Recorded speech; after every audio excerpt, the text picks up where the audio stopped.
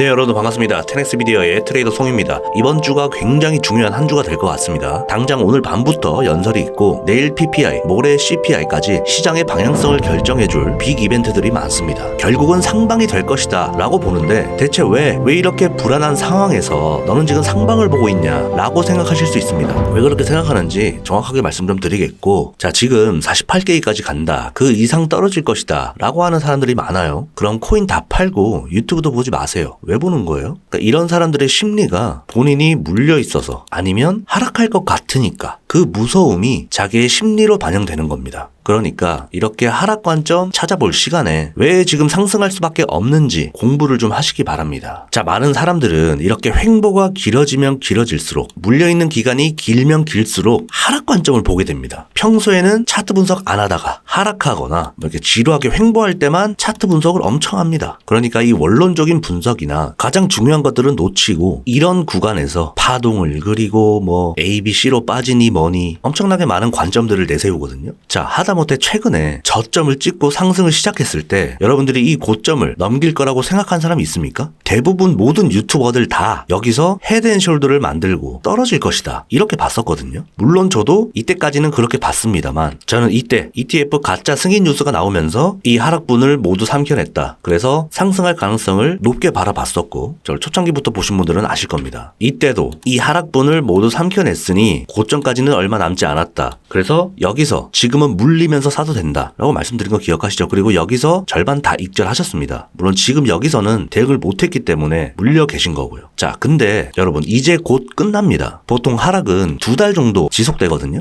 이때 굉장히 힘들었거든요. 자, 이때도 사람들이 뭐라고 분석했냐면 하나같이 빠짐없이 A, B, C를 봤습니다. 이렇게 빠질 것이다. 근데 어떻게 됐습니까? 상승 나와줬죠. 자, 이 구간도 하락하고 이 횡보하는 기간에 개미들이 엄청나게 빠져나갔습니다. 이때도 분석이 정말 다양했는데 뭐 1, 2, 3, 4, 5로 올라와서 A, B, C로 빠질 것이다 이런 분석도 많았고, 뭐 수렴 후에 상승할 것이다 이렇게 봤지만 이 구간을 넘지 못할 것이다 이런 분석도 되게 많았고, 그러니까 지금은 위냐 아래냐 맞추는 게 중요한 게 아닙니다. 그리고 이 반감기 사이클을 무시하면 안 되거든요. 뭐 지금 채굴자 난이도가 뭐 높아져서 돈이 안 돼서 채굴 회사들이 힘들기 때문에 상승은 없다, 그런 거 다 만들어내기 나름이에요. 갖다 붙이기 나름이고 결국에는 사이클대로 간다. 그러니까 그것만 생각하시면 됩니다. 지금의 단기 조정은 이 거시적인 문제 때문에 조정이 나오는 것 뿐이고, 그러니까 결국에는 이런 그림이 아직까지 전 남아있다 이렇게 보고 여러분들도 그렇게 생각하시면 좀 더 마음이 편합니다. 단기적으로 지금 물려있다고 해서 힘들어하면 여러분들 이 신고점 갱신하잖아요? 그럼 여기서 다 털어버려요. 너무 힘들었으니까. 여기서 다시 흐를 것 같거든. 왜냐? 여기서 너무 많이 고생을 했기 때문에 이 확정 수익을 얻고 싶은 거죠. 근데 이 신고점을 이제는 갱신하는 순간 상승해줄 것으로 전 보고 있습니다. 자, 보통 이 개미들을 털어내는 기간이 한 2달 정도가 됩니다. 이때도 2달이었죠. 이때도 2달 정도였습니다. 물론 이때는 장이 괜찮았죠. 이때도 2달 정도였습니다. 자, 이때도 2달 정도였습니다. 자, 공통적인 게 보이시죠, 여러분들? 이렇게 급등이 나오기 전에는 2달 정도 지루한 횡보장을 경험하게 됩니다. 이때도 마찬가지였고, 이때도 마찬가지였고, 이때도 마찬가지였습니다. 자, 그러면 지금 얼마나 됐을까요? 자, 이때까지는 장이 괜찮았습니다. 그죠? 자, 그러면 지금은 고점을 갱신하고 하락이 나온 기점부터 이제 한 달 조금 넘었습니다. 그러니까 2달 정도로 따지면 6월 초 정도가 되거든요. 그러면 여기서 상승을 하고 떨어지던, 떨어지고 상승을 하던 이 구간에서는 이제 곧 방향성이 나오고 5월 말까지는 여러분들은 이 알트코인들을 모아 가셔야 됩니다. 알트코인들이 다 많이 박살났잖아요. 자, 비교적 덜 떨어진 코인들도 있을 것이고 많이 박살난 코인들도 많을 겁니다. 자, 지금 보통 보면 40-50% 거의 다 빠졌거든요. 지금은 너무나도 매수하기 좋은 타이밍이다. 그런 코인들을 여러분들은 발굴하셔야 됩니다. 대표적으로 제가 업비트를 말씀드렸는데 이번 상승장에는 AI가 대장 섹터가 될 것이고, 그 뒤로 뭐 RWA나 뭐 밈 이런 섹터들이 있겠죠. 단연 AI 섹터들을 여러분들은 주목하셔야 됩니다. 가장 반등이 시원하게 나오고 제일 빨리 나오기도 하고, 관련해서 AI 코인 6가지를 저희 소속 애널리스트 메이슨님께서 작성을 해주셨습니다. 자, 곧 한 열흘 정도 뒤에 엔비디아의 실적 발표일입니다. 엔비디아가 먼저 상승을 하고 비트코인이 따라 움직이면서 비슷하게 흘러가고 있는 모습을 확인할 수 있습니다. 항상 이 엔비디아의 실적 발표를 앞두고 한 2주 정도 전부터 상승이 나왔었습니다. 그래서 이 AI 섹터들도 똑같이 이제 추가 반등을 해줄 것으로 생각이 듭니다. 그래서 주목해봐야 할 AI 코인 6가지를 메이슨님께서 칼럼으로 작성해 주셨으니까 자, 추가적으로 6개 여러분들이 들어오셔서 한번 확인해 보시기 바랍니다. 자, 내일 있을 PPI와 CPI 견해를 좀 말씀드리면 우선 파월의 금리 인하 조건은 고용과 물가입니다. 자, 근데 이 파월은 지난 FOMC에서 이 고용에 더 초점을 맞추겠다고 했었습니다. 자, 그래서 발표된 고용지표가 예상치를 벗어나면서 시장은 호재로 받아들이고 이런 식으로 V자 반등이 나오게 된 거죠. 하락분을 모두 삼켜낸 V자 반등은 굉장히 의미 있다고 말씀드렸었죠. 그래서 이 구간만 깨지 않으면 이것은 돌려 세울 것이다. 일단 이렇게 보고 있고 조금 기대해 볼 수 있는 부분이 뭐냐면 이번에 큰 수치로 0.3%를 상회했지만 세부 종목을 다 따져봤을 때 이 2월달 대비 49%에서 38%로 감소했습니다. 그러니까 물가지표 중에서도 그 안에서도 여러 가지가 있을 거 아니에요. 근데 이 0.3%나 상회하는 비중이 38%로 감소했다는 것은 이번에는 단 0.1%라도 잡히는 모습을 기대해 볼 수 있겠다. 이렇게 생각을 하는 거죠. 자, 인플레이션 6개월치 이동 평균을 보면은 0.3% 이상인 항목 비중이 감소했다는 것을 여러분들이 확인하실 수 있습니다. 그래서 이번 CPI 때 조금은 한번 기대해 볼 만하다. 이렇게 생각이 들고 자, 올해 금리 인하 가능성에 대해서 좀 살펴보면 자, 20년 월별 평균 증가율을 통계로 한 물가 경로입니다. 서서히 조금씩 잡히면서 6월 달에는 이 물가가 2%대로 들어올 가능성이 있다라는 것을 이 지표에서 확인할 수 있습니다. 파월은 이 3%만 하회하기만 한다면 금리 인하를 시작할 수 있다고 발언한 적이 있었거든요. 그게 이 6월 달이다. 그러면 우리가 늦어도 9월 FOMC에서는 금리 인하 가능성을 한번 기대해 볼 수 있겠다. 좀 그림이 그려지시나요, 여러분들? 자, 11월에는 대선이 있죠. 이때는 무조건 상승이 나왔습니다. 맞물리는 시기가 오면서 연말에는 피날레를 보여줄 것이다. 적어도 대선까지는 피날레를 보여주고 그 뒤에는 그때 가서 생각하는 게 맞는 것 같습니다. 그래서 결국에는 상방인데 우리가 지금 하방의 관점을 논할 게 아니라 상방으로 갔을 때 어디서 털어야 되는지 그 고민을 해야 되는데 왜 여기서 지금 다들 하방의 관점을 논하고 있는지 참 답답합니다. 더 빠져도 상승이고 여기서 수렴을 그리면 상방 확률이 훨씬 더 높아지는 거고 빠져봤자 이 52K까지는 빠질 수 없다고 생각이 듭니다. 말씀드렸듯이 여전히 이 55에서 56K가 최저점으로 보고 있고 단기적으로는 이 58K가 바닥이 될 것이다. 이렇게 보고 있는데 그 이유는 자, 제가 운영하고 있는 텍스미디어 공식 텔레그램입니다. 여기에 그 이유를 제가 올려놨으니까 편하게 들어오셔서 한번 확인해 보시면 되고요. 저는 텔레그램에 글을 많이 안 씁니다. 뭐 쓸데없이 잡다한 말 안 하고 필요한 말만 여기다 올려드리니까 자, 최근에 글 써놓으신 거 여러분들이 확인하시면 되고요. 어쨌든 빠지면 무조건 잡아야 된다고 생각합니다. 자, 그리고 절대 예측을 하면 안 되겠지만 조금 제 관점을 좀 더 말씀드리면 동결로 나오면 순간적으로 빠질 수 있습니다. 근데 여기가 저점이라고 생각드는 게 뭐냐면 이 3.5%가 최대치라고 사람들은 생각할 거거든요. 전월 대비 동결이었는데 더 이상 3.6이든 뭐든 더 나빠질 거라고 사람들이 생각하지 않는다는 거죠. 동결로 나온다면. 그러면 아, 최대치구나 생각이 들고 빠졌다가 반등이 나올 거로 생각이 듭니다. 왜냐하면 항상 이 주가는 기대감에 선반영되는 거거든요. 그럼 더 이상 나빠질 일이 없으니까 큰 돈들이 들어오기 시작하는 거죠. 다음 달에는 잡힐 가능성이 더 크니까. 이해되시죠, 여러분들? 항상 그랬습니다. 뭐 엔트 통화량이 뭐 500억 달러가 풀리던 1조 달러가 풀리던 금리 인하 기대감과 유동성이 앞으로 풀리겠구나. 그 지속성이 얼마나 유지가 될 것인가. 그 기대감에 돈이 들어오는 겁니다. 당장 이거 들어온다고 해서 오르는 게 아니라 얼마나 지속될 것인가. 이 유동성이 풀리는 게 단기적이 될 것인가 아니면 장기적으로 들어올 것인가. 그걸로 판단하고 큰 돈들이 들어오는 겁니다. 이거 좀 알고 계셨으면 좋겠습니다. 자, 지난 영상도 영상이 좋거든요. 여러분들 꼭 한번 보시면서 공부해 보시기 바랍니다. 그러면 대선까지는 상승이다 라는 확신이 들 겁니다. 네, 어쨌든 너무 걱정하지 마시고요. 지금부터 빠지면 선반영이 될 확률이 높습니다. 그러면 이때 잡으시는 것을 추천드리고 실시간 관점이나 최신 정보 같은 것들은 제가 테니스미디어 공식 텔레그램에 이런 식으로 올려드릴 테니까 여러분들 편안하게 들어오시면 될 것 같습니다. 네,